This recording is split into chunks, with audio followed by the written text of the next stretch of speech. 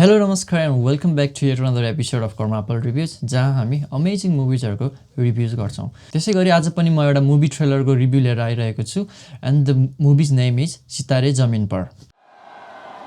ये national basketball finals का आखिरी मोमेंट है जहां देश की दो टॉप मोस्ट टीम्स एक दूसरे के पर हल्ला बोल दिया। ये कोई जगह पार्क करने की?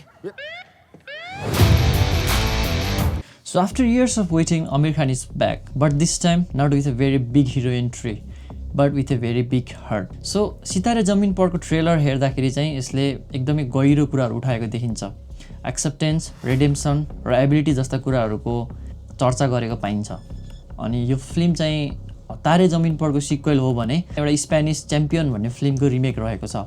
सो यो फिल्मको प्रोड्युसर हुनुहुन्छ आमिर खान र यसको मेन क्यारेक्टरमा हुनुहुन्छ आमिर खान र फिमेल लिडमा हुनुहुन्छ जेनिलिया डिसोजा। ट्रेलरको सुरुवात हुन्छ एउटा गुल्सन भन्ने क्यारेक्टरबाट जो चाहिँ आमिर खानले नै प्ले गरेको छ र त्यो क्यारेक्टर चाहिँ एउटा disgrace but once famous basketball coach हुन्छ।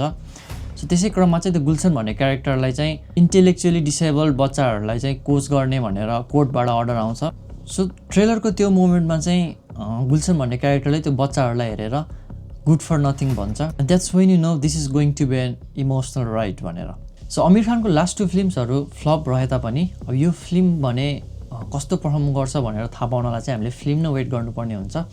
र आमिर खानको लास्ट फिल्म लाल सिंह चड्डा पनि रिमेक नै रहेको थियो भने र यो फिल्म पनि रिमेक नै रहेको छ। यो फिल्मको बेस्ट पार्ट भने चाहिँ real kids with disabilities have acted in this film. So if you guys are a big fan of heart warming film र इन्सपायरिङ अनि हल्का ड्रामा कमेडीहरूको फ्यान हुनुहुन्छ भने this film might be your like best choice होइन, किनभने यसमा चाहिँ अफकोर्स मेसेज पनि हुनेछ लाइक तारे जमीन पर, जहाँ चाहिँ हामीले ईशान भन्ने क्यारेक्टर र हाम्रो आमिर खानको केमिस्ट्री देखाएको थियो विच वाज भेरी सुपर होइन।